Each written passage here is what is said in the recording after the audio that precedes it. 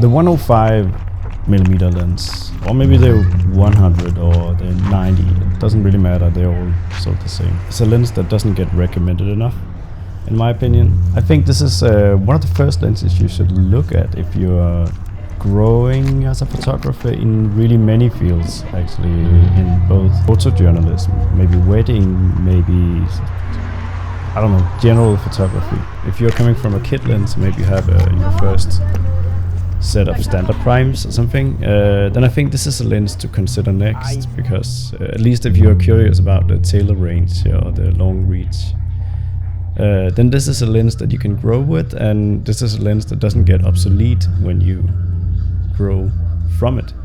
So if you get a 70-200 after this lens, then you can keep this lens because it's a great alternative for when you don't want to drag around a long 70-200. And while 70-200 doesn't really seem like it's that big, it is that big.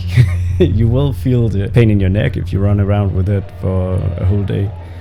And this is a great alternative for that. And it fits in most bags quite easily.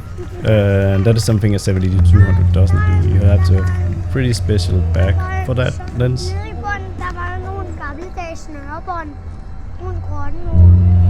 Kan du høre det der? Det er en drone. Og så deroppe, der sidder en drone. So I think, at least, I have both of these lenses, and I quite often just bring the 105 instead, because it's long enough for what I need, and autofocus is fast enough.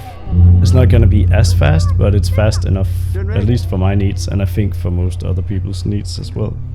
On the other hand, if you are growing more into portrait photography, then this is also a lens that never renders itself obsolete, because if you buy an 85 after this lens, then this lens will still give you access to like close face focus, something that a normal 85mm doesn't do.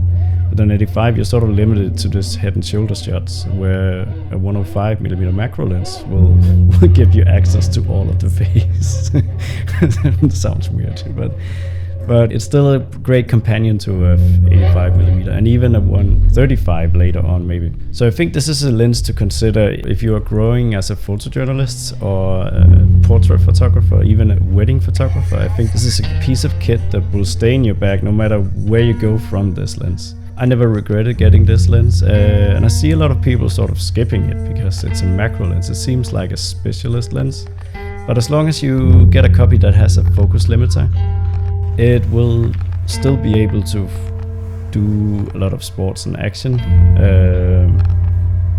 as long as it doesn't go hunting for bugs in front of you.